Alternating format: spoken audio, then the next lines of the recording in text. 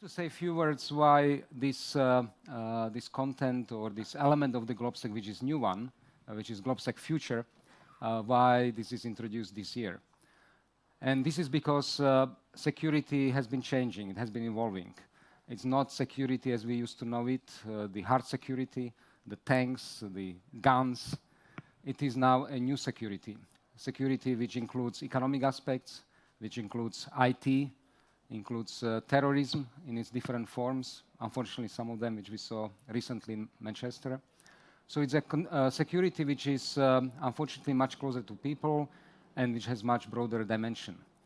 That's why Globsec Future is supposed to focus on those new dimensions of security and to give us opportunity to different stakeholders from governments, private sector, from civil society, to talk about how we understand security in this new context, but also how we deal with the new challenges that such a new security and security component is creating.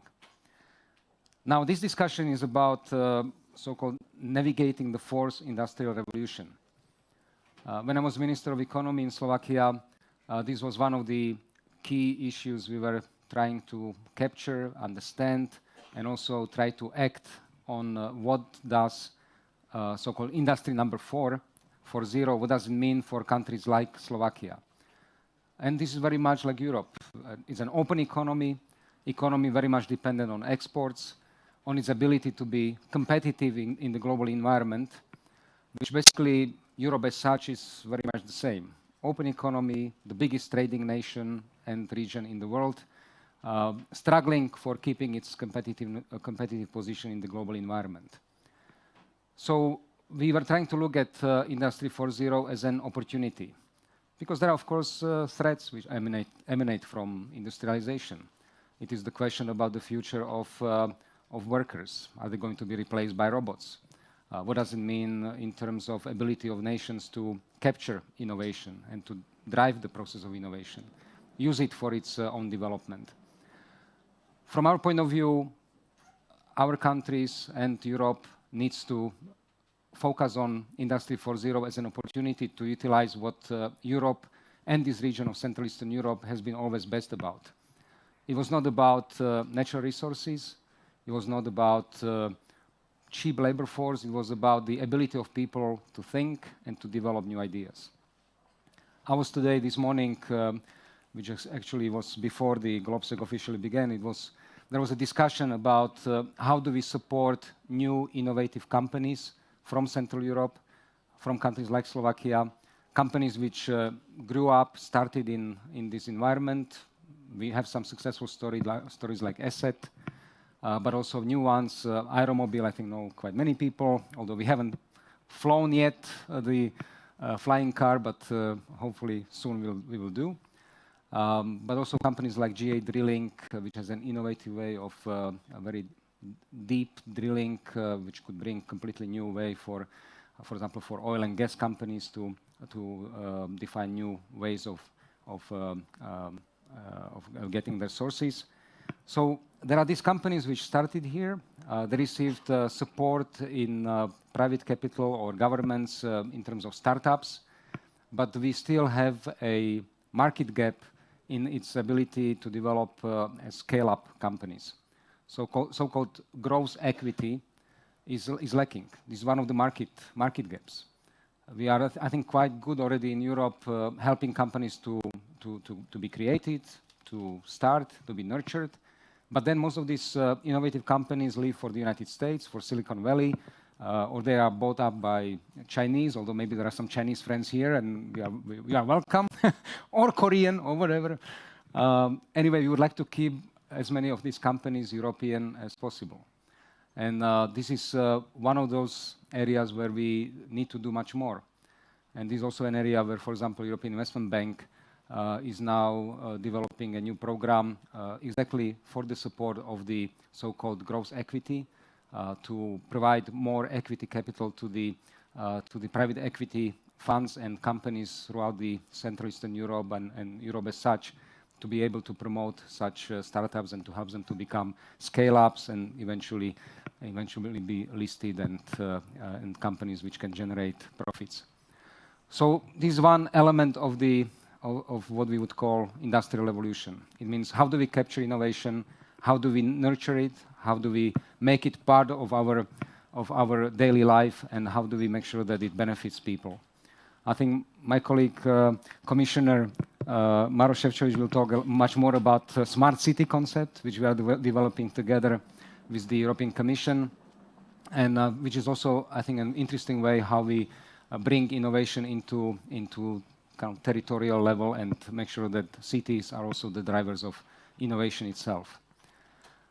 I want to talk much more than that because I'm sure there will be more opportunities to do it during the panel discussion, and usually when I'm in the audience, this is the part which I'm looking forward to have more exchange of discussion ideas, and that's why I think we should have more space for our panelists to speak and to have discussion with the audience. That's why maybe my last role would be to ask Simon Nixon, who is going to moderate this discussion, to come here and to take over the role of the leader of the panel itself. But thank you again for coming here and for being part of this discussion and panel.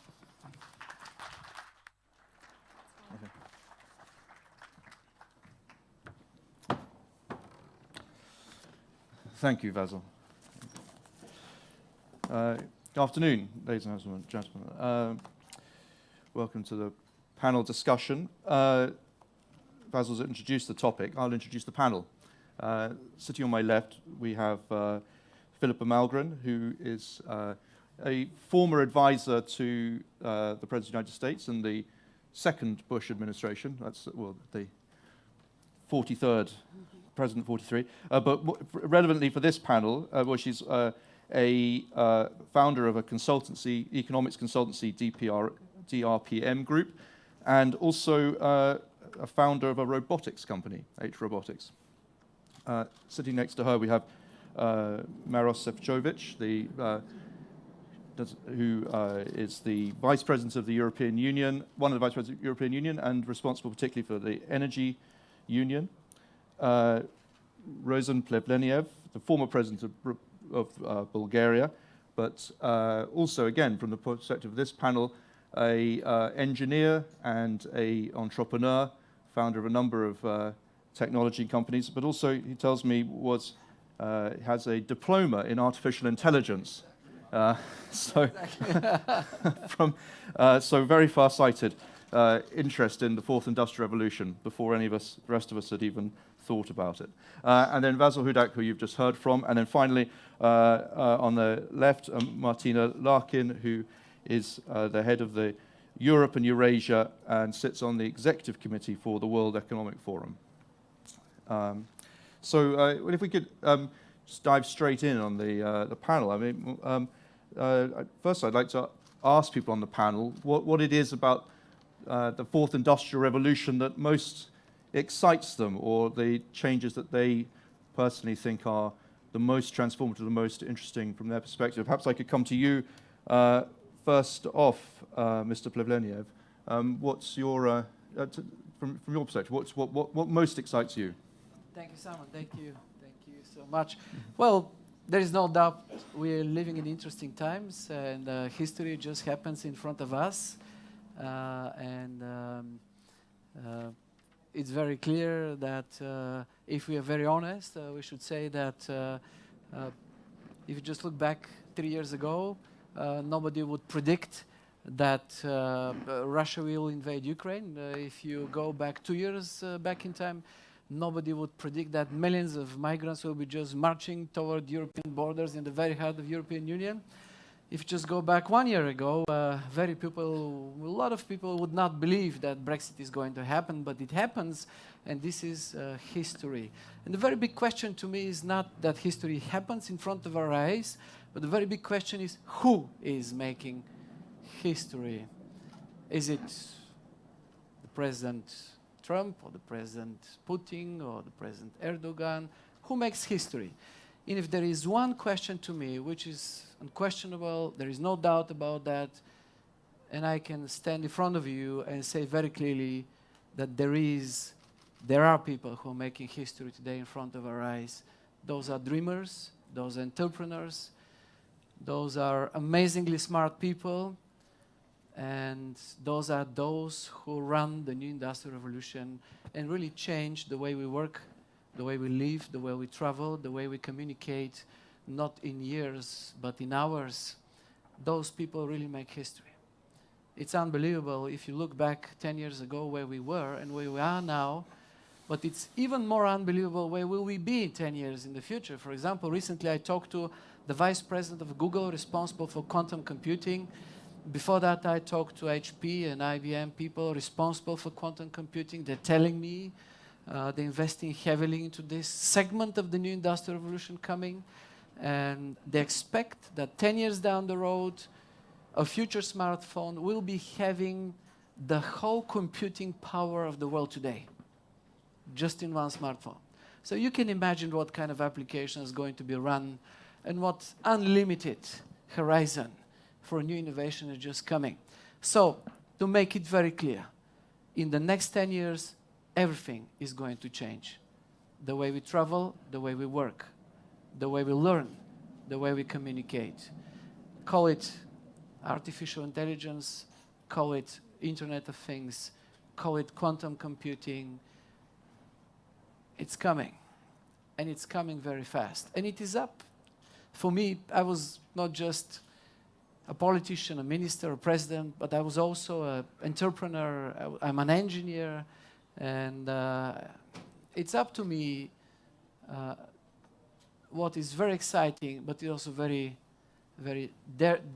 careful to be debated. And I'm so grateful that we're here, all of you today, and thinking about this. Yes, the world is going to change, and I have to be very honest with you. In this new industrial revolution, it's not the politics who leads.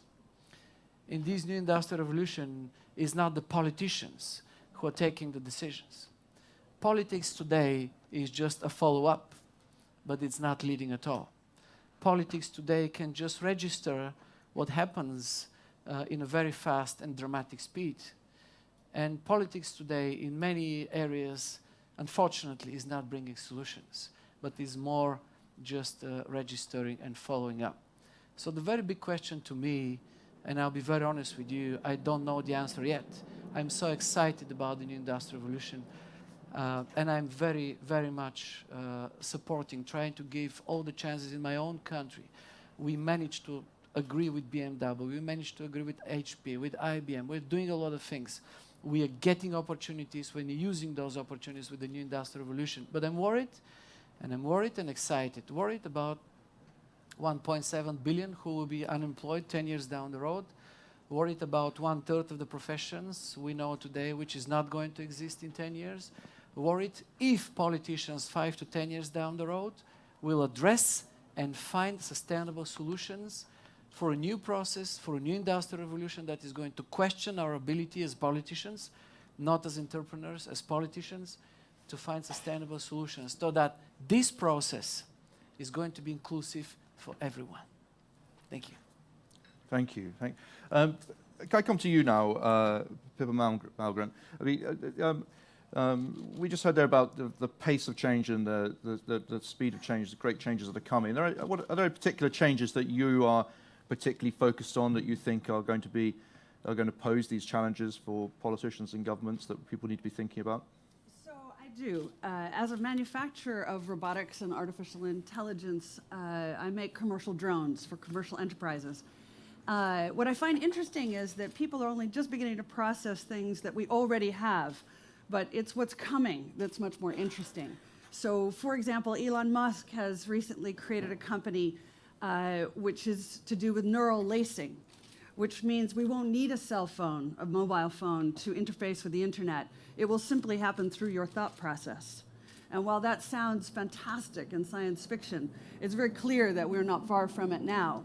We're already at the point where you literally swallow a pill that is a robot, which can conduct a surgery from inside your eye. So the business of what is human versus what is robotics is also merging incredibly rapidly. But I have to step back from this and say, as an economist, what I see on the landscape is we're going to radically change the financial system that we have in order to accommodate this incredible change in computing power and capability. And I will go so far as to say that what will happen is we will abandon the system of money and accounting as we currently know it, and we will adopt an entirely new one. And this has happened before in history. It happened in 1834 in Britain when they abandoned the traditional tally stick system. You use the phrase, you tally things up, because they measured wealth and assets based on a board that you cracked in half that kept a record of every transaction in your life. And no one wanted to give these up in order to move to paper money, which they did not trust at that time. And they ended up burning the tally sticks to stop people from using them, which in fact is what caused the Houses of Parliament to burn down in 1834, because they misjudged how much heat it would throw off. Well, the equivalent of burning the tally sticks today is to move away from paper money and the traditional accounting systems that we have and move towards a new system, and we already know the name of it. Everybody knows the name of it. It's called blockchain. And electronic money can now be introduced literally in a matter of weeks, as we've seen in India, where they moved 1 billion people off of paper money onto electronic money with absolutely no warning and completed the entire task in about 6 weeks. So I personally see a dramatic change in how we do economics, where every activity in the economy is automatically recorded in the cloud. There won't be a need for a tax system. You will literally just deduct the tax at the point of transaction. So suddenly the whole notion of a black economy entirely disappears. It changes the way you finance innovation. But I'll go a step further and say it's going to have enormous implications for defense. And as a person who advises ministries of defense, one thing I see, which I find extraordinary, is that we have all these very sophisticated weapon systems that are about to become infinitely more sophisticated, much faster. And yet, we're incredibly vulnerable to any breakdown in electricity, sat-nav, Wi-Fi. I find it very interesting that the only military in the world that systematically trains without any access to electricity, sat-nav, Wi-Fi, or any other electronics are the Chinese.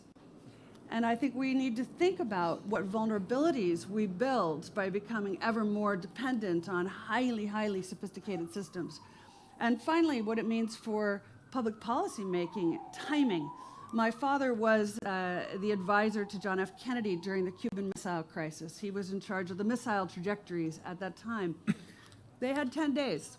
In an era of hypersonic weapons, you don't have 10 days.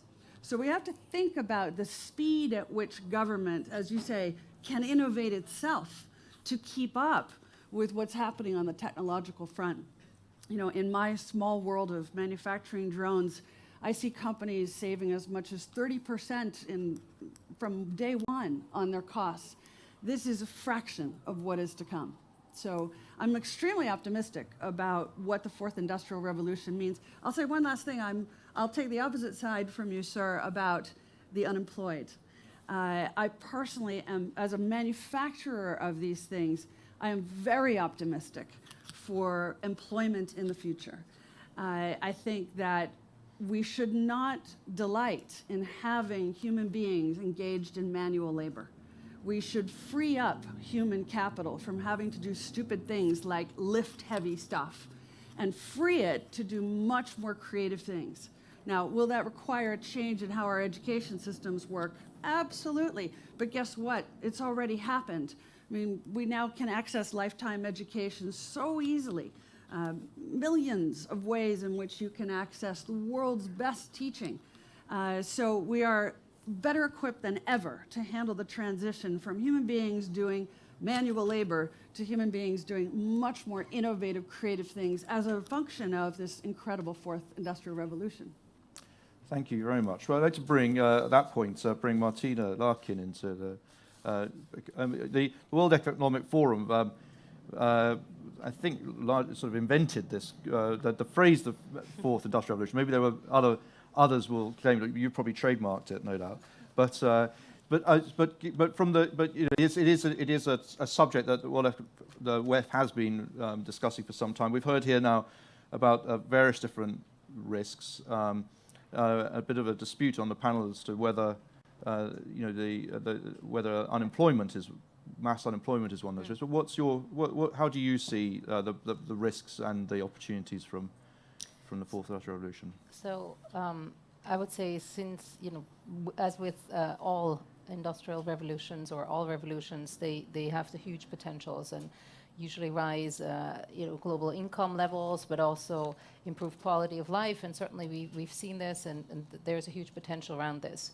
But at the same time, it also has the risk to really increase the inequalities. We already have seen rising inequalities across various continents, Europe also very specifically, and the US, of course. And this new revolution has the potential to widen this gap even further. I'm perhaps less optimistic about the outlook on the employment. I think we are about, to see two different scenarios, and I'm not sure which one we will prevail. I think it will depend very much on how we will act in the next, few years or months to get this on the right track and to ensure that we have the right future and we don't become sort of slaves of the technology of these developments, but really take it as an opportunity and really fully explore all the opportunities.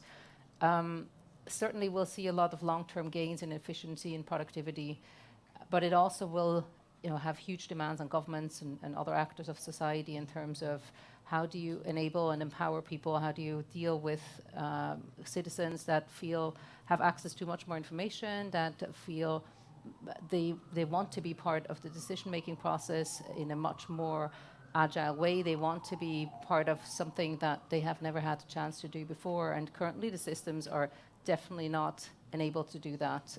There's no way that governments right now really can deal with citizens in such an agile way and have governance systems and regulatory frameworks that really deal with all these new technologies that were mentioned already and are on the horizon in an efficient and effective manner. Yes, thank you. Maroš Šefčovič, sorry, beg your pardon. Sorry, before I go on to the I was supposed to say it at the beginning. This session is being streamed live on Facebook, so just to be aware of that. Welcome to the people on Facebook who are watching. Maroš, we've heard a number of challenges, but what from the European Union has been looking at these issues. What can the European Union do to help societies, governments, countries prepare themselves for these changes that are coming? I think what really needs to do in decision making and policy making is actually to reflect what, as we have already started the discussion on these two mega trends. The first is clearly industrial revolution. We are really in the midst of the process, which always led to the big changes. We started with the coal, steam, the locomotives, and the printed press, which suddenly brought the new information to the masses and the ability to travel and to produce more efficiently. Then, of course, later on, oil, cars, phone, TV, and now we are really in the process where we have energy, which I believe very soon will be abandoned because we see how the price, especially for renewables, is dropping, which would be clean, which would be accessible. At the same time, we will have completely new ways of traveling according to all our estimates. The number of people, the quantity of the goods we would transport around the globe would increase dramatically. And then, of course, if it comes to the communication, we see that there is something new every day. What is the difference between the previous two industrial revolutions and this one is the pace, is the acceleration. And I think we are now, if you look at the typical graph of which reminds talking about the sticks, not telesticks, but we are in Slovakia, so hockey stick. So we are somehow at this incremental breaking point where I see it in our labs that where we are going through the technological advancement, we are before it starts to go very, very fast in many areas, in energy, in mobility, in the communication, and also in the cities. And that brings me to this second mega trend, which is this hyper-urbanization. Every single day in the world, we have 180,000 people moving into the cities. In 2030, two-thirds of the mankind will live in the cities. In Europe, it's already the case. Of course, it brings a huge opportunities, you know, economies of scale, innovation environment, the quality of life. And at the same time, it brings enormous challenges. What to do with the air pollution, how to tackle congestions, how to manage the waste, what to do with the water treatment, and how to actually make the cities work in this new environment. So we see that this is really intertwined, and that these changes are so fast that we simply need to demonstrate new leadership. I believe that in this century, the key feature for the leadership would be innovation. Innovation would lead the way. I mean, even in a security perspective, in legislation, in policy making, and we simply have to think in the new terms when we prepare a new policy framework, where we legislate. How can we legislate in a way that this legislation would be future-proof? How can we keep up the pace with the change in a way that it would support the tendencies, create the necessary regulatory stability, which is so important for businesses and investors, and at the same time, not hamper the technological advancement.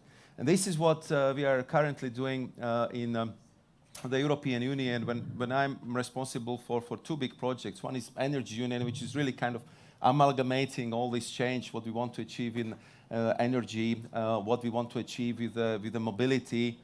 In a couple of days, we are going to present a new big package, which would be called Clean, Competitive and Connected Mobility, because I do not want to have any Kodak moment in the European car industry, and simply we have to innovate, and we have to really support this dramatic change which is taking place in this industry. And we need to also provide these new tools to our mayors, whom I see as a new driving force behind these dramatic changes. Because the mayors are the first to address the issue of congestions, of the air pollution. They have to deal with the water management. They are responsible for waste.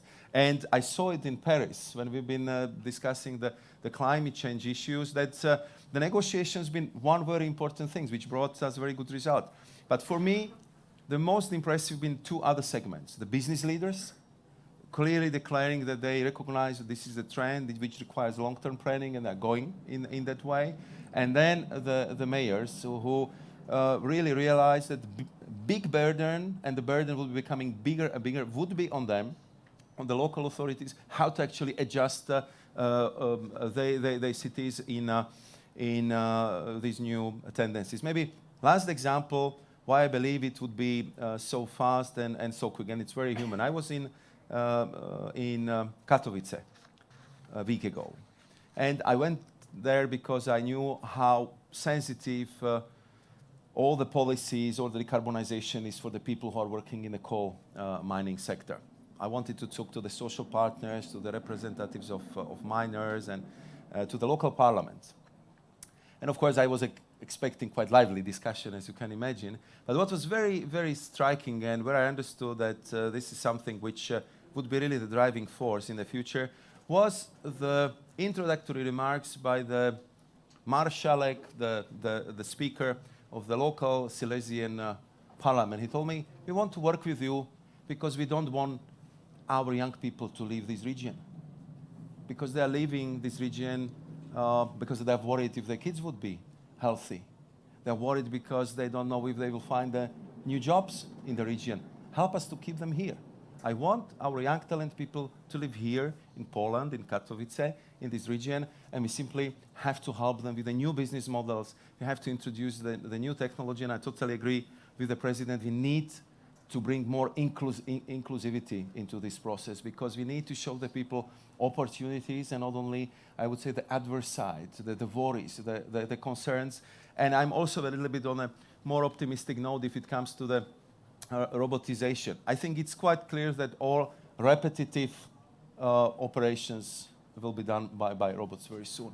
But I think the human emotions, sensitivity, care, creativity, all that what really make us different from any other being on this planet, it will stay with us, and it would be the quality which would be in a huge demand. And I believe that we need to focus, I would say, our future mission, also the economic cycles in that direction. Thank you.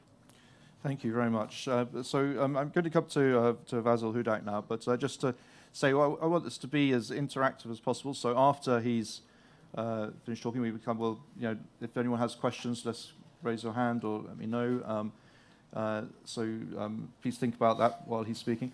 But Vasil, the EIB, as you mentioned earlier, has an important role to play in terms of helping fund pan-European investments or investments that can help with this transformation. But what are the key areas where the EIB is focusing? What are the main areas where the challenges that you see for Europe in terms of preparing itself for making itself better prepared for the fourth industrial revolution? Yeah, I think we all spoke about the fact that for the industrial revolution and the changes we are facing, they basically mean a change for all of us. It also means a change for institutions like EIB, European Investment Bank, which is the bank of the European Union. We are actually the largest multilateral development institution in terms of the volume of money we put into economy. Last year we financed projects of over 84 billion euros. 10% of this actually goes beyond the European Union, and we are working very closely with the European Commission, European Parliament, people like Kata Meternova, who is here from the DG NEAR, to make sure that what we do is in line with the priorities of the European Union. But basically what it means for us is that, and I have been with the EIB for 6 months, so I'm relatively fresh in this institution, and I was before in commercial banking, so can compare the two different worlds. The bank has to change as well. It cannot be the machine for large infrastructural government-dominated projects anymore. It was kind of easy banking as I saw it. You know, give 200, 500 million euros here and there, and basically with a few projects a year, have a free time. It has to change. It has to be much more proactive. It has to go down to the level of, as Maros said, to the level of cities. We are now developing this joint concept of smart cities development, because these are the drivers of innovation, of the growth. These are the opportunities for the cohesion countries, as we call them here in this part of Europe, to leapfrog in their economic development. And also for the countries which are relatively small to be able to go beyond the barriers of economic development, of the geographic or other constraints. That's how we get countries like Estonia to be the leaders of e-government, to produce such companies as Skype with less than 2 million people population. So EIB has to change, and we are changing. We are also changing thanks to the new instruments such as Juncker Plan. This is a new, basically a new opportunity, financing opportunity for, especially for the innovations and for energy efficiency. We are implementing the projects which are eventually supposed to bring total investment over 300 billion euros by the end of 2018, and we should make European economy much more competitive. We are developing so-called advisory hubs, which are local advisory hubs in countries like Slovakia or Hungary or Bulgaria, to make sure that the local entrepreneurs have the ability to access funding from EIB. So it's not just a bank for the big governments. And what is very important for us is the additionality. We are a public bank institution, so we are supposed to crowd in private sector investment. We are supposed to take the risk in the areas where, for example, commercial banks are not going or not ready to go yet. We are also giving the private commercial banks opportunity to be more risky by, for example, giving them guarantees for them, some part of their portfolio to be able to go and lend more money to the small and medium enterprises. And we are additional in terms of bringing I would say, broader horizontal type of development, so that smart cities can drive not only cities, but also smart villages. Because, for example, here in Slovakia, it's very important that villages don't get empty, that rural development gets as much attention as the urban development. And I think this is part of the role that public banks like EIB should have in the future, and we are moving in this direction. Thank you. Just a technical question for me there. I mean, we've heard a lot about the disruption that's coming in, and how difficult it is that the world is going to change so much in 5 or 10 years, and yet the EIB is investing in very long-term projects and trying to crowd in private investment. Are you seeing any reluctance from private investment to come in? Are you seeing people's, is there any evidence that the private sector is so worried about the speed of transformation that they can't invest, or are you unable to forecast forward? How's that? Can you just explain how the financial markets are seeing these issues? Well, certainly there is, as was mentioned, any revolution brings a certain level of uncertainty, anxiety, and so on. And this fast speed of change also means that large corporations, whether it's in car industry, in steel production, metallurgy, kind of traditional large corporations are suddenly facing the fact that there are all these disruptive technology type of guys, whether it's Airbnb, whether it's Uber. I was amazed recently there was a data or information saying that Tesla car capitalization is now bigger than I think Ford car. Yeah, my goodness, I mean, who could imagine? A new, basically, recently startup is suddenly more capitalized than the old, stable, big manufacturing, car manufacturing. So yes, we are seeing some level of anxiety, some level of questioning in the capital markets whether long-term financing for certain type of companies, especially in the traditional areas, traditional sectors, is something which is safe.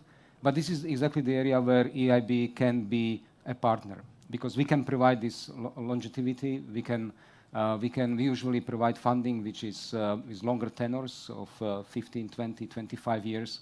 And we can also provide support to, for example, to private equity investment funds so that they can then deploy the money to the local partners and local beneficiaries. So I think this is actually a very interesting way where public bank, European Public Bank, can leverage private money and mitigate some of the risks that they see from the typical kind of private financial sector point of view.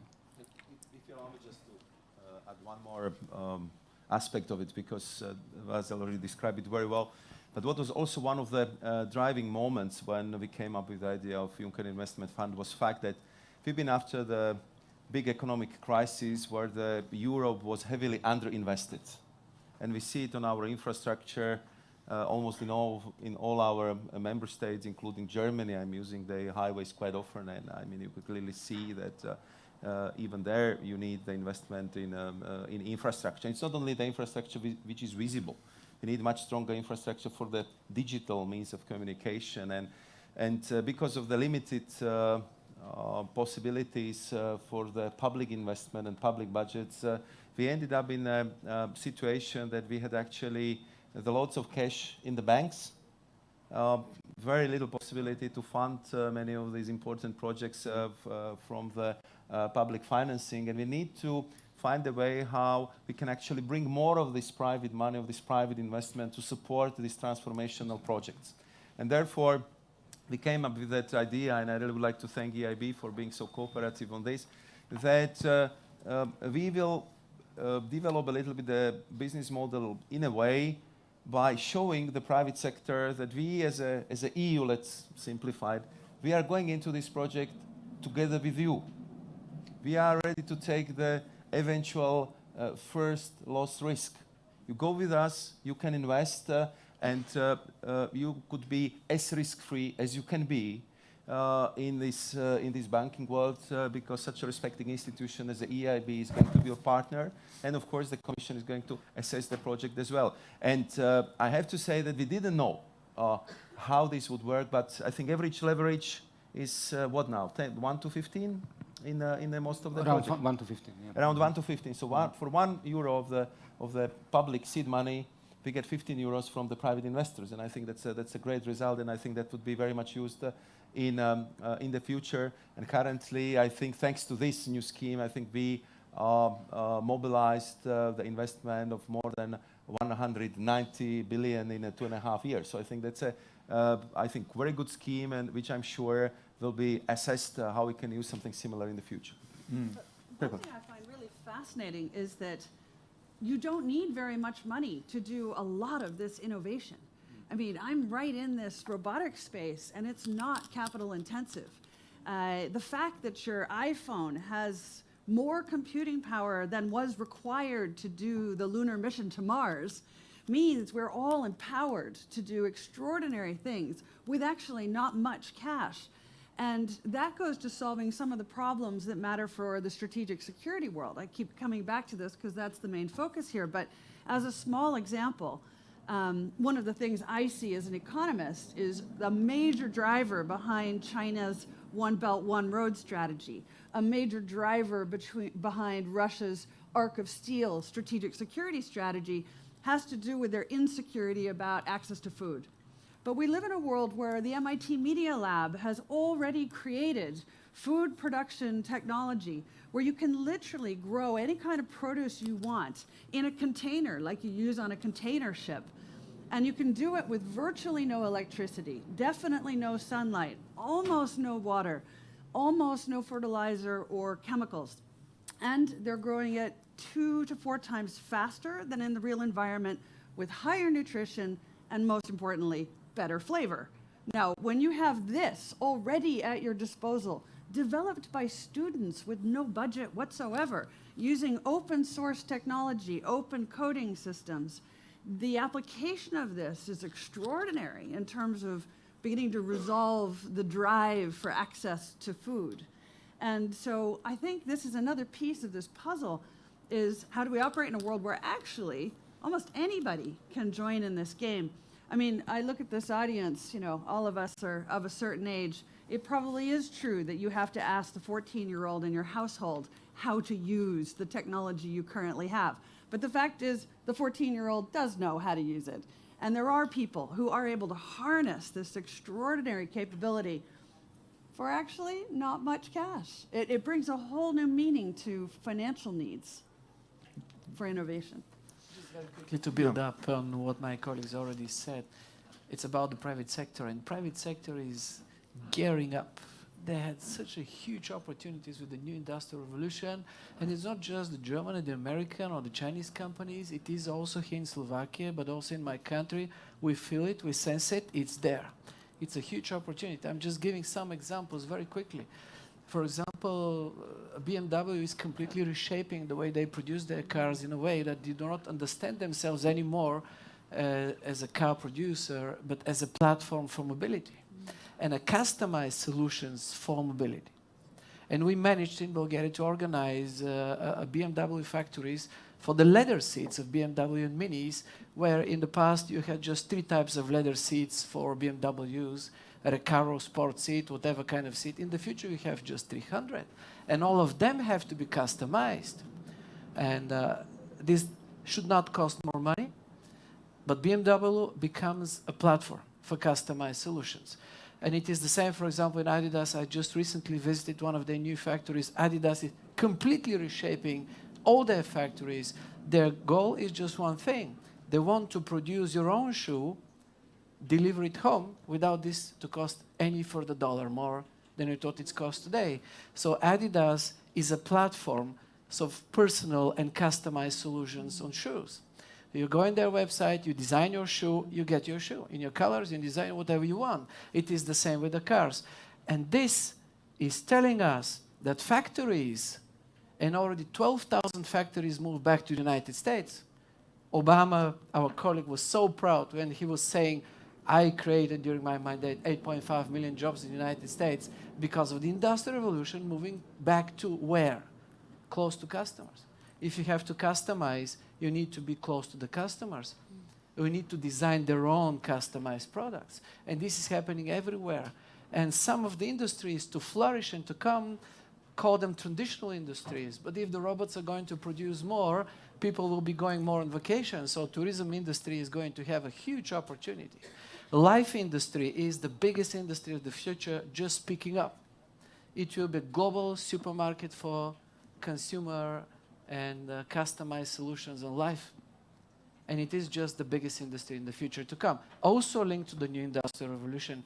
So it is exactly my point that private sector is gearing up on an amazing speed, and we hope politics is going to bring regulations and solutions for this process to be inclusive and sustainable.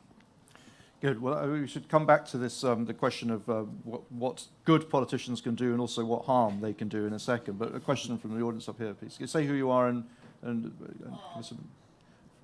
Yeah, Milo Jones, IE Business School. This is a delightful discussion.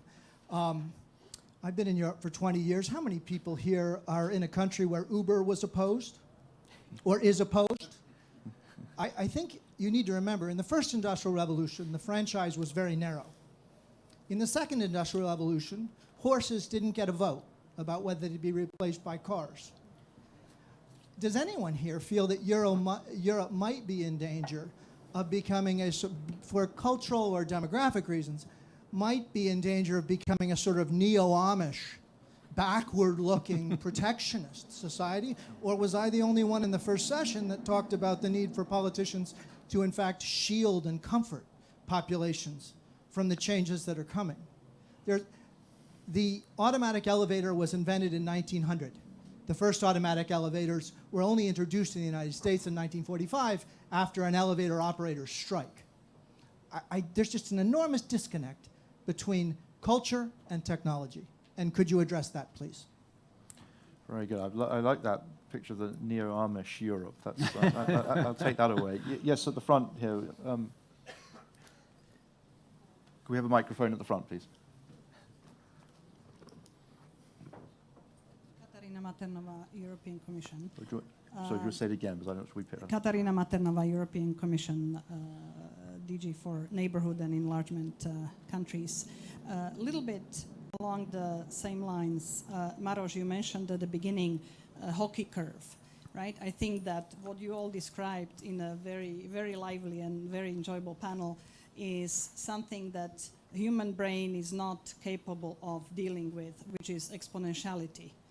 And everything around us is linear, and it took many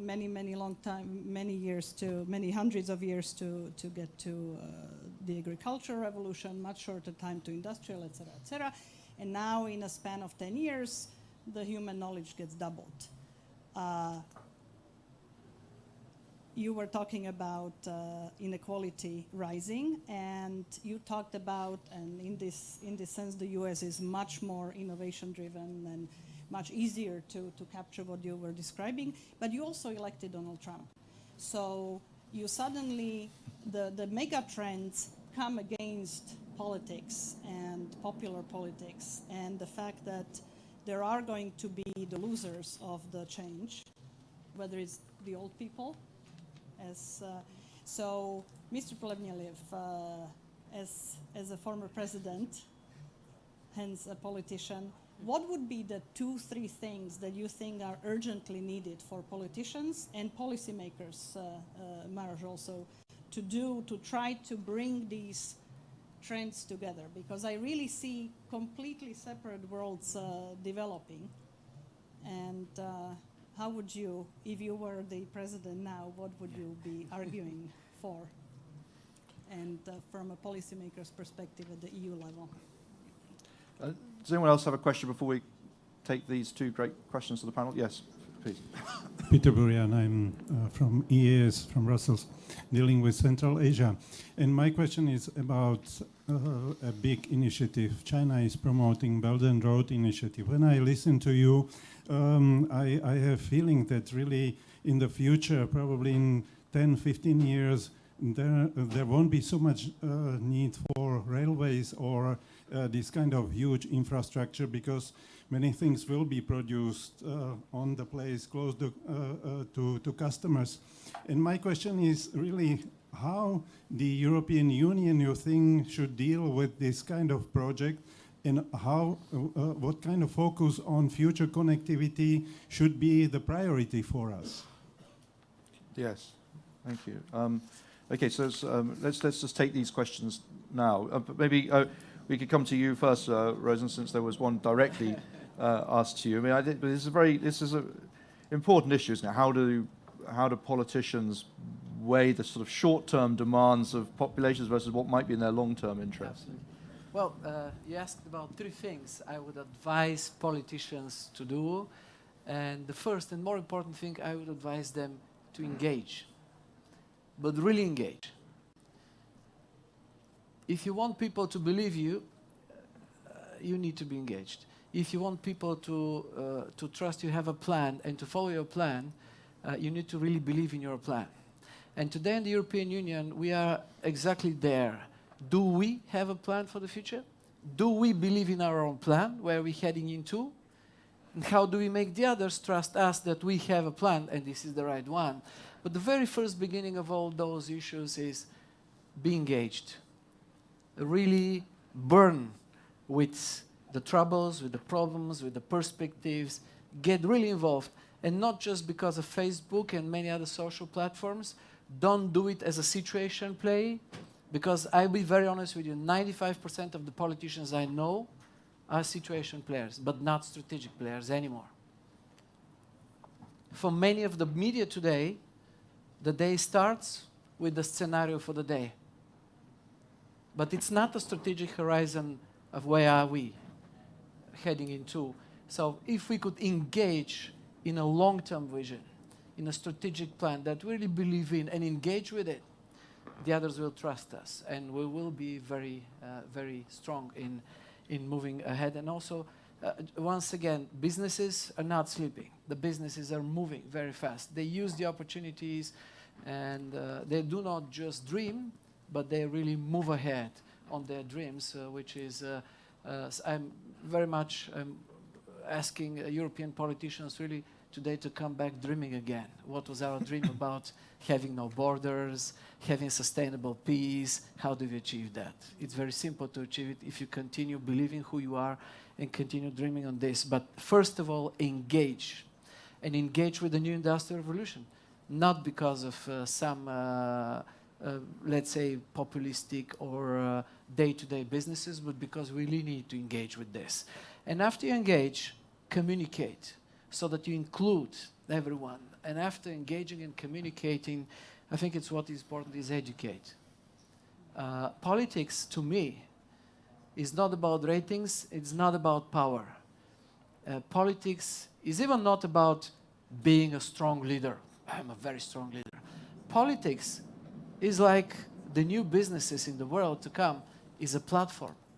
A wise politician has to understand itself as a platform for the ideas of citizens to flourish. Wise politics is being a platform for progress, development, not just leading in your own way, hopefully with dependent media and propaganda machines. So, platforms, create platforms as wise politicians, ideas, education, engagement in all parts of society within the new industrial revolution might bring a lot, because the new industrial revolution is also about healthcare, is about tourism, is about agriculture, is about everything. So everyone could be included if really we look at this process in this way. Speaking about China, with our Chinese friends here in the room, you're not coming from China? Okay, so I hope there was one prediction about the European Union. It's a nightmare for all of us that as we are burning into our own problems and dramas, and we're just passing the moment and the world is not waiting for us, one day we'll be just a beautiful and wonderful small part of the world for Chinese tourists to come in hundreds of millions and just enjoy, you know, for example, Venice or the Louvre. Well, it is not our plan. We're very ambitious, we're moving in, and a big part of European companies are also pushing the fourth industrial revolution and even leading it.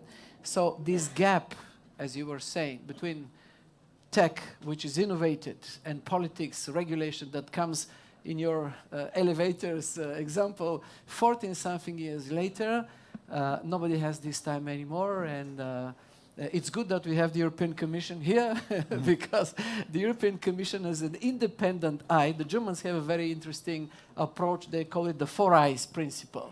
You have something on a national state, but you have something above. And the European Commission, even nation state, is doing some wrong things, passing, sleeping, do not working. Well, the European Commission is just sending you nice letters. It's nice that we have this very good instrument of having 4 eyes on progress. And I'm sure, and I'm very optimistic that it's happening. And last thing about the Belt and Road Initiative, I truly believe that our Chinese friends, they're very smart. As we see, for example, an American president today who does not believe in the European integration process, who does not understand multilateralism and is not willing to support it. China is filling the gap big time in nanoseconds. They're extremely ambitious. And actually, the Belt and Road Initiative is also linked to really regional development of China itself. The most undeveloped Chinese regions are going to flourish, not just the others on the way to the Belt and Road Initiative. So it's a very wise politics, and I think it's working well. So we're all just trying to be part of this because we believe in free trade, and we believe in very good infrastructure as platform for free movement of goods, ideas, and new industries to come. Thank you. Pippa, can I bring it to you? I'm very interested in whether you think the European politicians are in danger, or whether what harm they might do, and whether they're going to turn Europe into this and maybe museum. You can elaborate on American as well. You can certainly talk about America too. Exactly. It's safer, I have to say. Certainly too, yes. Especially with this audience. So I think technology is profoundly shifting the balance of power between citizens and their states. And citizens are so much more empowered to build, to create, to build tomorrow's economy. The power of the state to tax and to regulate faces off the power of the citizen to innovate. And what I see is that governments, the biggest issue will be governments impede that process rather than encourage that process. And in our economies, industrial economies, emerging markets, 2/3 of the net new jobs in all economies are created by firms that employ less than 50 people. Almost all the innovation comes out of smaller companies. Even Apple says we're not a big company. We're a roof underneath which we have many 10-person shops. So this business of understanding what's the right balance of power between citizens and their state is a very profound issue for the 4th Industrial Revolution. I wrote a book last year, in fact, on this subject, arguing that what's happening today is we are renegotiating the social contract between citizens and their states in every part of the world. And the contract that you'll get in Europe or in parts of Europe will be very different from the one we have in the United States. It will be very different from the one you have in China, precisely to the point of the questioner from the back, that the cultural differences are profound and will be respected, in my opinion. That's why we don't end up with the same social contract in every location. But this also affects what is the magnitude of innovation in each place. And maybe one mistake we've already made is to assume that we should have, and you often hear politicians, even in America, talk about high-tech corridors, high-tech locations, high-tech cities. My opinion is we shouldn't have high-tech corridors or high-tech counties. We should have high-tech countries. We should have high technology throughout our economies and accessible by different parts of society. We should find ways to integrate people into that as opposed to trying to protect them from that. So as an entrepreneur, I have to say, to your point of you elected Donald Trump, my personal view is he is almost like an Uber phenomena in the political realm, in the sense that he is disrupting, disintermediating the traditional power structures. He is, whether he succeeds is a totally different thing, but the people who supported him, and I just gave 2 speeches in the United States for 1,000 people who all adore him. What they want is much smaller government that is not going to regulate, tax, and impede them in their effort to build tomorrow's economy. That's the social contract that America's leaning toward. My impression is that in Europe, the 39.5% youth unemployed in Italy are equally starting to say, this is a catastrophic loss of human capital that technology absolutely could put to work.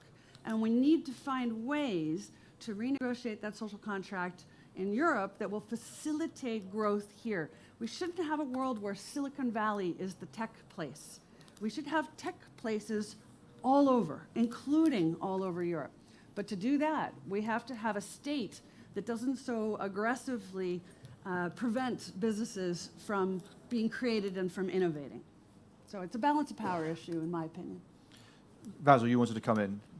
Actually, on this, I think very important question of basically whether Europe, as a protectionist, over-regulated enclave, is going to fall behind the other parts of the world.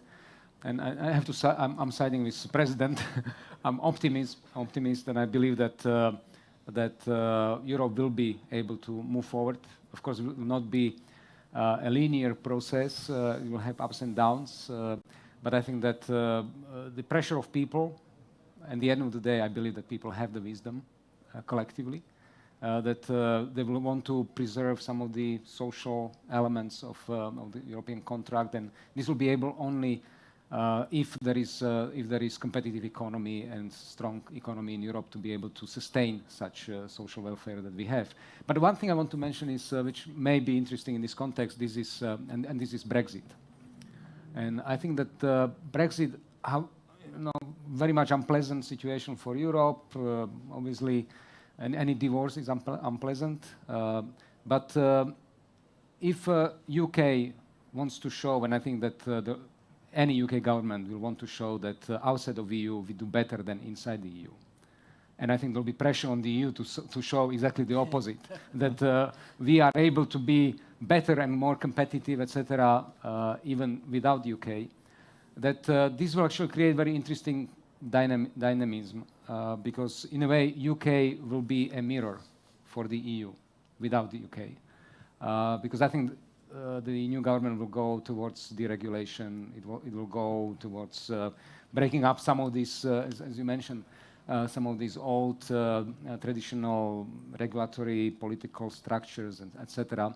And I think this will create a challenge for the EU without the UK to show that actually we can be competitive, we can also change ourselves, and we can transform into something which would be lighter, more competitive, much more dynamic, much more attuned to the needs of the technological revolution.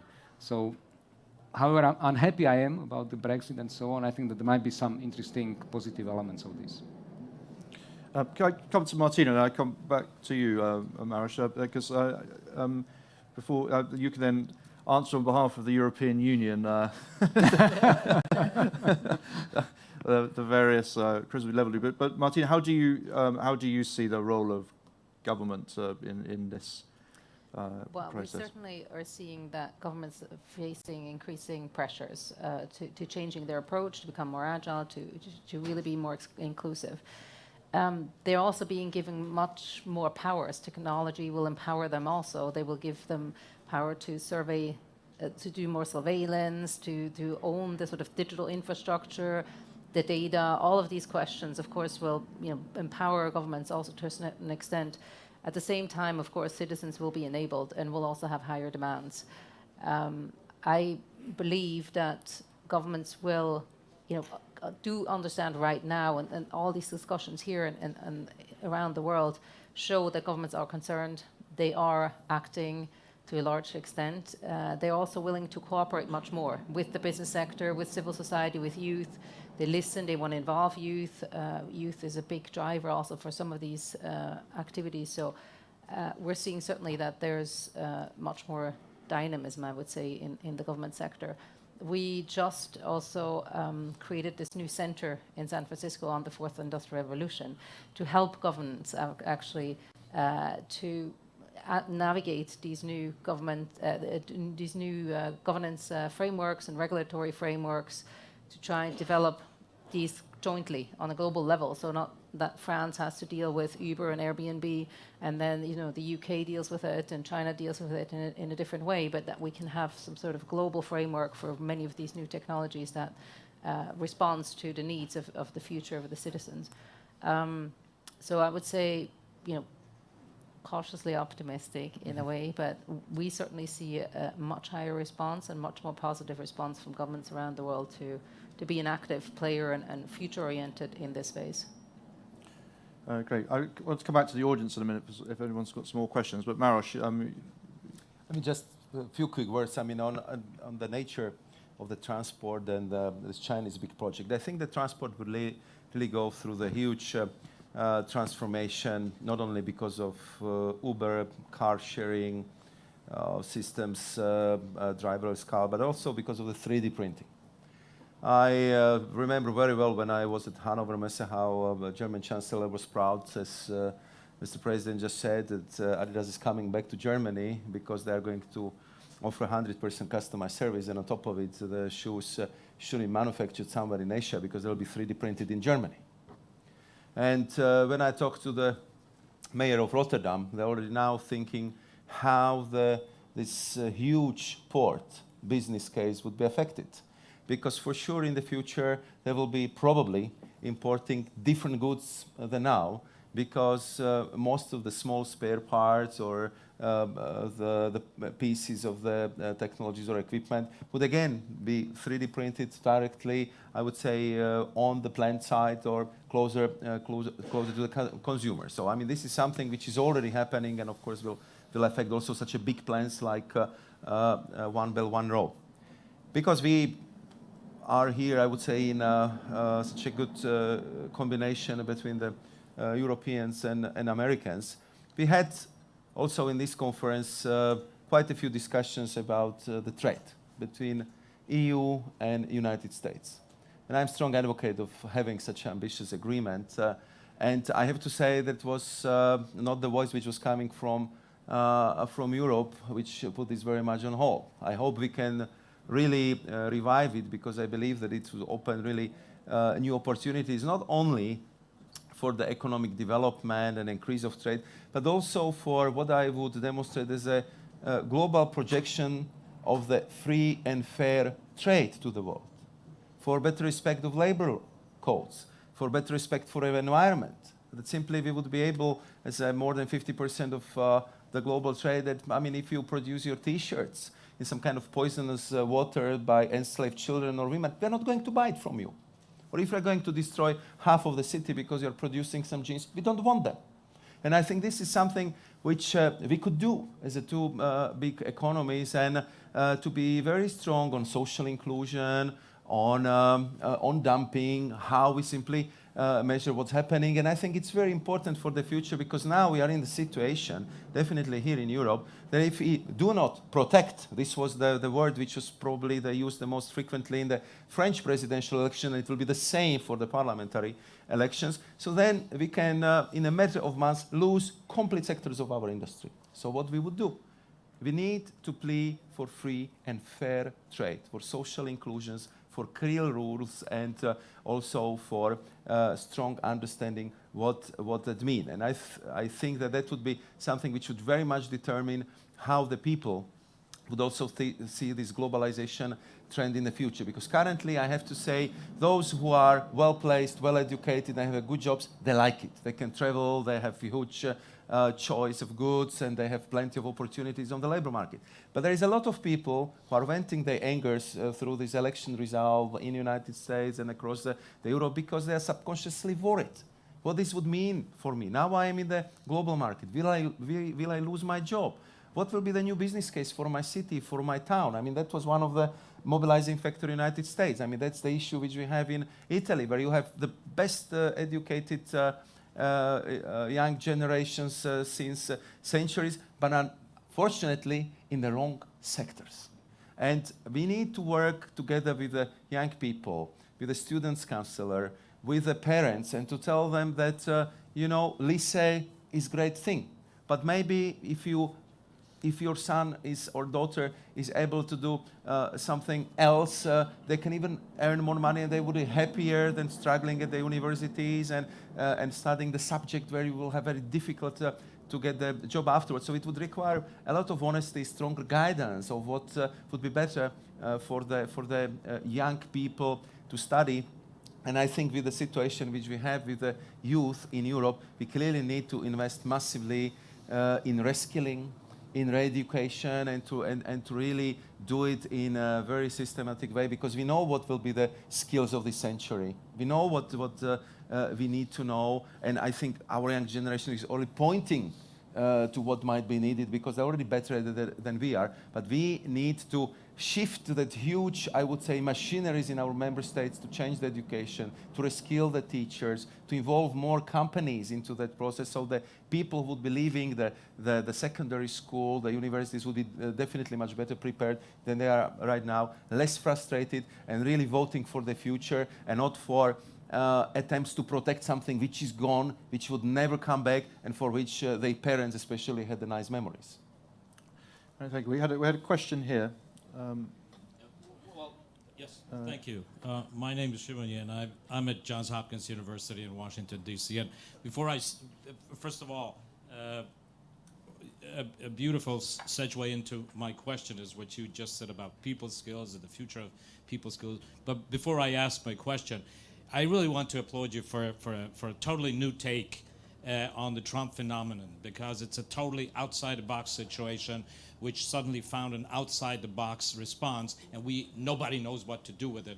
But you need an outside-the-box approach to it. I just want to say that at our university, which is one of the preeminent universities in the United States, our engineering school is really struggling to figure out what it is going to be teaching, not in 10 years' time, not in 5 years' time, in 2 years' time, a year's time, because everything is changing. And I just want to have your take on it. You touched upon a lot of things. I think you're right. Our university is at the forefront of figuring out health and all that. But I want to ask you, you didn't touch upon the future of teaching, education. And kind of, Maros, you touched upon it a little bit, but I'd like you to elaborate on that. Maybe, Felipe, you have an interesting take on it. I'm a European living in Washington today. I have to say that we in America are a little bit ahead, but I will stop here. Behind you. Any other, yes, a question over here. Right. Any more? Well, show of hands. Right. Yes. Thank you. Benedikt Müller, working for BAE Systems. To bring this whole thing back to security a little bit more, we talked about renegotiating the social contract, and earlier Estonia was mentioned as being at the forefront of e-government. I think for a lot of young people, when renegotiating the social contract, you don't really feel like we're sitting on the negotiation table for a lot of citizens. Do you think that investment into more digital inclusion of the society could be something that could be driven on a local, national, and also international level? Thank you. Any more? We got anyone else? Right. Well, we're coming towards the end now, anyway. So let's. Should we take?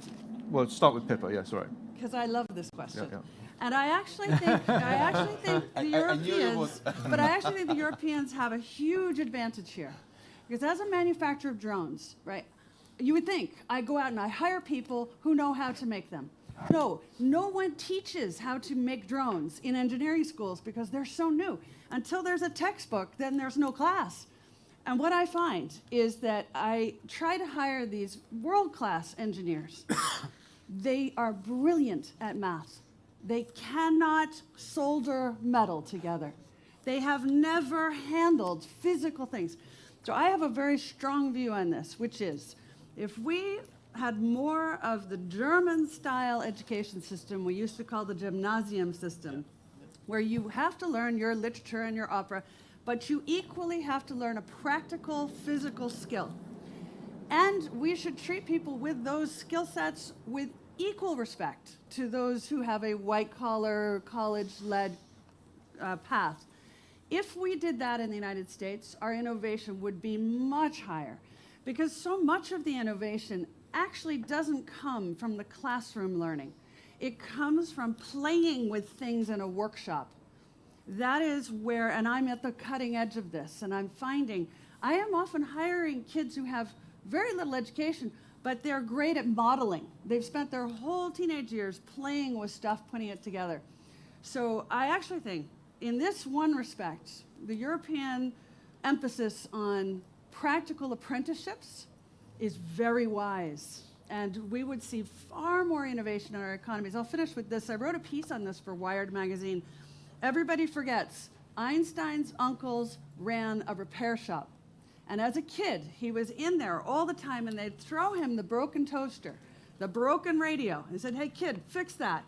And his awareness of physics, I am sure, was influenced by that practical experience. So that's another thing that makes me hugely optimistic about the ability to include people in the economy that we currently exclude because we say they're not educated. That's because of the skill sets we're emphasizing. Just one last thing on your digital inclusion. As an economist, what I see is governments, how do they collect data about the condition of the economy? How does the Federal Reserve collect it? Pieces of paper. This is ridiculous. We should have a digital approach to our knowledge of the economy. Every time a new business registers, it's a digital process. Bang, it tells you about the pace of new job creation or new business openings. Right now, we got a lag of like 9 months. This is insane in a modern economy. So the business of digitizing does give voice, I do think. One good thing about the populist movement, the election of Trump, the event of Brexit, is that every young person I know, every 20-year-old, every 18-year-old, they come up to me and say, hey, on Friday night, could we come hang out with you and talk about politics? I'm like, excellent. Now we got kids who are interested in politics. And so I think they will come into this and have more of a voice as a result. Basil, you wanted to come in? Yes. Just briefly on this point that Filipa brought, which is the importance of technical skills in this new world. And actually, when I was in the Slovak government, this was something which was heavily discussed. And it was at that time when a strategy of so-called dual education was adopted, which basically means that those students who are in the secondary schools should spend some time in the companies to get these technical skills. And the idea is to promote cooperation, close cooperation between secondary educational institutions and companies. And there were some also incentives introduced. What might be interesting is that some of us remember the socialist times, that this actually existed during the socialist regime, because it was all socialist educational system with state-owned industries, and they did have this exchange. But I think that educational reform is a key component of the change, especially in this region. And I think the President would agree. I see it in all countries of Central Europe. Of course, it's about what to teach, but it's also about who to teach. I mean, we need to create incentives for high-quality teachers to go to schools and to teach these new subjects and bring the new skills to the students. And unfortunately, currently, we don't have this. So this is, I think, a huge challenge that we have in all countries of Central Europe. Great. Well, we're coming towards the end, so I'm just going to ask the speakers want to come in, just if they also have any, as well as answering these the questions from also any final thoughts. But perhaps I could go to Martina next. Yeah? So maybe also on the point of the education piece, we do quite a bit of work. We work with many of the top universities across the world, and it's certainly one of the next big areas that will be disrupted in a major way. The traditional way of 4-8 years of education, I think, to begin with, which used to be sort of the job you keep for 8 years and you go to school for 8 to 4 years, whatever, will be completely transformed, I believe, and many of our research areas show that. The aspect that you always have to have this teacher-student relationship, and you can't learn from each other or learn from other aspects, or diversify completely, also have multiple tracks at the same time, like the gig economy where you have different jobs at the same time. All of these things, I think, will come up and will really transform the education system entirely, and we don't even know yet how to do that. In terms of what we see as successful, certainly the apprenticeship model works quite well, but also really driving much more of the soft skills also that were mentioned before, and collaboration and creative thinking and problem solving, not necessarily like math or that sort of finance or accounting, which will be done in the future by robots or by sort of artificial intelligence, machine learning thing. I would say that that's kind of like, from our perspective, something very, very important to keep an eye on and help us at the universities really revolutionize their own systems and their own institutions for this fourth industrial revolution. So let's go, Maros, would you like to come in with some thoughts?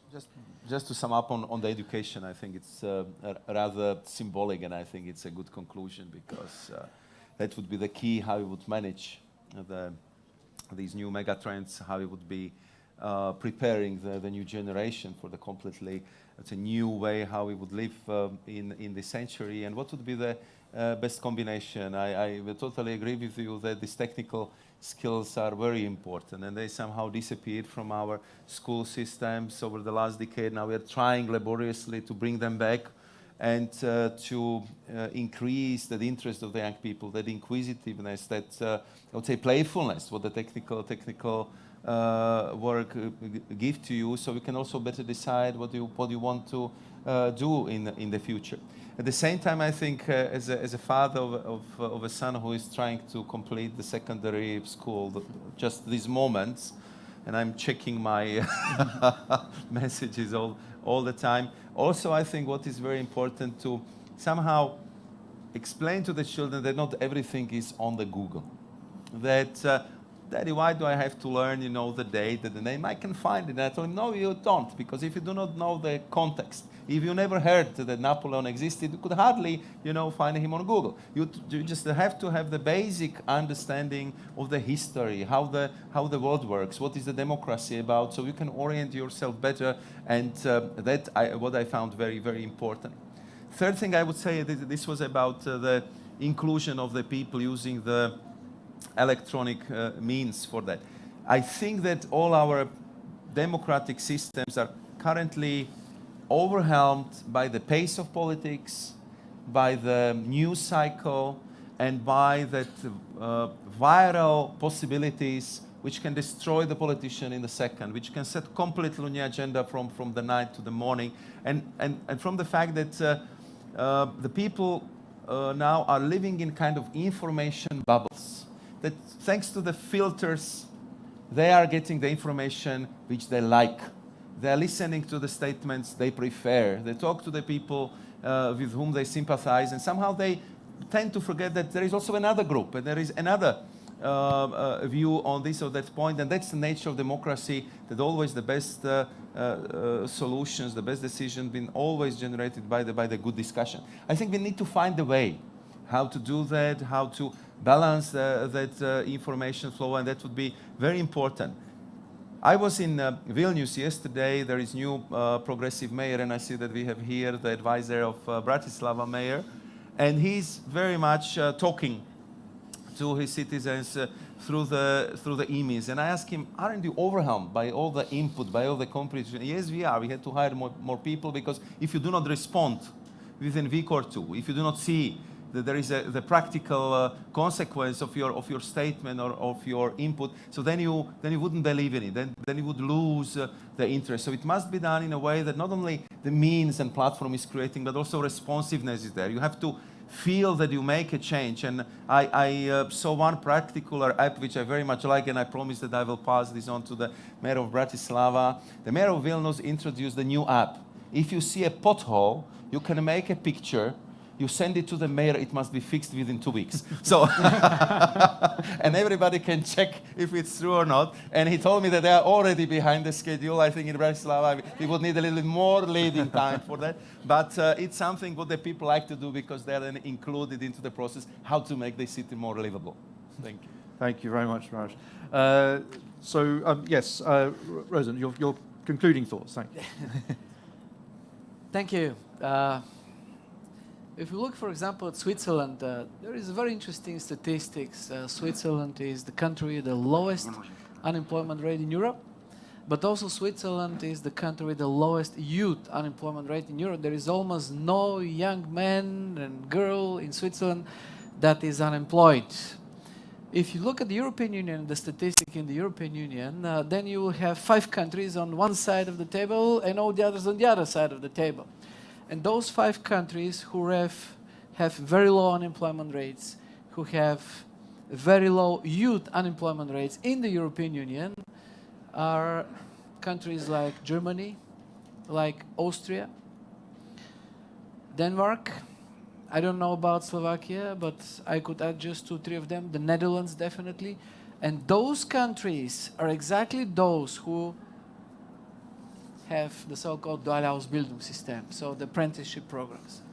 We in my country are also trying to address this. As we know, if we don't do this, we are passing the new industrial revolution. Factories are not going to come if you do not have a human capital that is part of the investment process. So it's something to learn here in Europe, and the results are obviously seen. But what do you teach children in the future? I would try to teach them the right approach. If business is going to become a platform, if governments are going to become platforms for ideas and projects to develop, we need to teach them the right approach. And here I come back to my worries from the beginning. President Trump, all young people in the United States voted for him. Marine Le Pen, all young people in France voted for her. And I'm coming to a major point for me where I see a lot of danger, not learned lessons from history. We can teach them whatever you want, but if we're not learning from history, history repeats big time. Protectionism, okay, we've seen that in the 20th century, big time. As a result of this, there was a war. And now we have a new protectionist American president. What are we learning from history? The new American president is saying, I want to strike deals. But to be president is everything but not striking deals. President is a moral compass of a nation. A president is a visionary, a leader. So just to make the point clear, because I'm also an engineer and I'm looking for solutions, there is no solution to any of the world problems we have today on bilateral. And if we have now an American president who is saying, I'm going to do bilateral deals, but just show to me one problem, terrorism, migration, new industrial revolution, just one, free trade, that could be solved on bilateral. We need multilateral solutions. And international platforms, United Nations, European Union, a major platform for peace and development in Europe, and everyone has to use those platforms so that his ideas could flourish. So I want to thank you once again by hoping that we will be having the right approach on history and on future. Thank you. Thank you. You began by saying who's going to make history, and you ended by saying we should learn from history. I think that's a good point upon which to end. Thank you very much indeed. I'd like to thank the panel for a fascinating discussion. The next session here is on cybersecurity and critical infrastructure. That will start here after a short break at 10 to 5, 16:50, and there are refreshments in the hotel. Thank you very much indeed. Thank you. Thanks to the panel. Thank you.